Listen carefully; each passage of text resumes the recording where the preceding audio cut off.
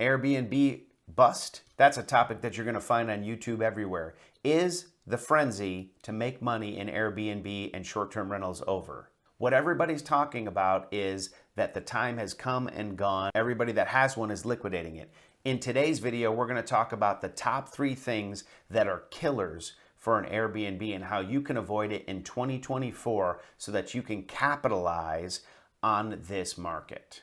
If you like this content, please give us a thumbs up and subscribe below. Any comments or questions that you put in our videos, we will go ahead and respond to those and potentially even make a video about that topic. So let us know what you want to know about investing in Airbnbs. Let's get into this.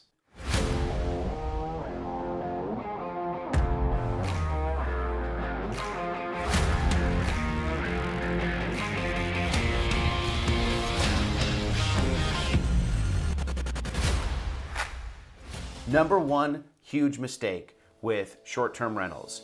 If you're buying them in the North Georgia mountains, if you get a perfect cabin or a perfect house that you want to rent out and you decide, I don't want to spend the money on a hot tub. Hot tubs are one of the main features, especially when you get up into the mountains, that people are really going to want on the property, and there is no property that won't support a hot tub. So you can do this to any property and help increase your rentability. Number 2 is going to be condition. A lot of these cabins have had some wear and tear on them. A lot of the houses, the same thing. The ones that were completely redone and brought up to the best of today's standards tend to rent for the most amount of money and stay occupied. Remember, even if you're of equal price or slightly less price than your competitors out there because your cabin or your house may not be as nice, the algorithm starts to push you down and you make less and less money. If your cabin is as updated and your price less or the same and you get rented more, the algorithm will put you in as a guest favorite and push you up higher. It's not enough just to be a super host. You want to be a super host and you want your cabin to be a guest favorite. And so condition is going to be a key part of that. Number 3, speed to communication and concierge type service is the differentiator. Those that follow up and have high level communication and respond quickly to guest issues get more 5-star reviews than anybody. The more 5-star reviews you get, the more bookings you're going to get. If you get 10 people to stay at your cabin and 2 of them give you a 5-star review, 1 of them gives you a 4-star review, and the rest of don't review you, this is not good because it means that Airbnb or VRBO couldn't get feedback, so they don't want to continue to push your property up there. But if you get stay and 5-star review, stay and 5-star review, this will push this up. And communication is the best way to do it. So let's get into a couple of the secret ones that are beyond the 3 that we weren't even going to put in the video. And that is, what if you have guest issues, right? What if they broke something? What if they smoked in your property and you have a no smoking policy? You can still work to get a 5-star review from these people, from that concierge service, before you file, if it's on Airbnb, an air cover claim to get paid. I will give you a story. In one of our most recent ones, what happened with us is we had some guests stay in our cabin.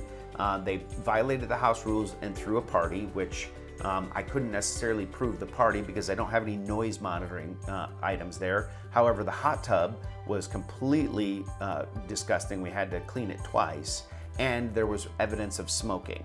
Since they violated the house rules, I was going to be able to file a claim to get the extra cleaning fees for the hot tub and the house, and to be able to get the air scrubbers in there to remove the smoke smell from the cabin.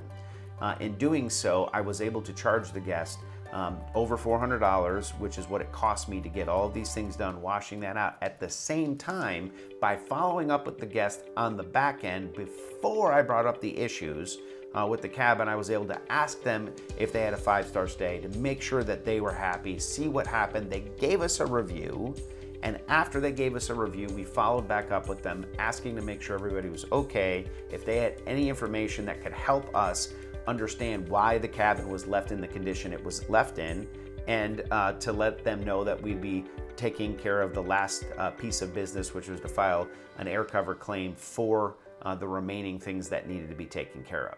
With that said, we've been paid most of the money. The rest of it is supposedly on the way to make this right. And this is a way you can still get a 5-star review because you did give 5-star worth of service to them versus having to go and say, I'm going to let them trash my cabin and smoke in it and simply take it on the chin because I don't want a bad review by addressing it with them. Timing is everything when it comes down to it. The last key piece for those of you that are not already owners, if you're buying in the North Georgia, especially in the mountains, you're going to want to buy something at or near water. If it can view it, if it can hear it, if it can see it, or if it's even on it. Water is one of the key features you're going to find up there. On a creek, which there are tons of them, on a pond, a small lake, or a large lake are all good features for being able to maximize on revenue from Airbnb, VRBO, or if you're going to rent them out yourself. If you're interested in becoming an owner in an investment like this and you're scared of the hospitality side of this business, you can contact me, as we have a management company that can actually help you manage these and make them profitable. Thank you so much for tuning in. Please give us a like and a thumbs up and subscribe below. We'll talk to you soon.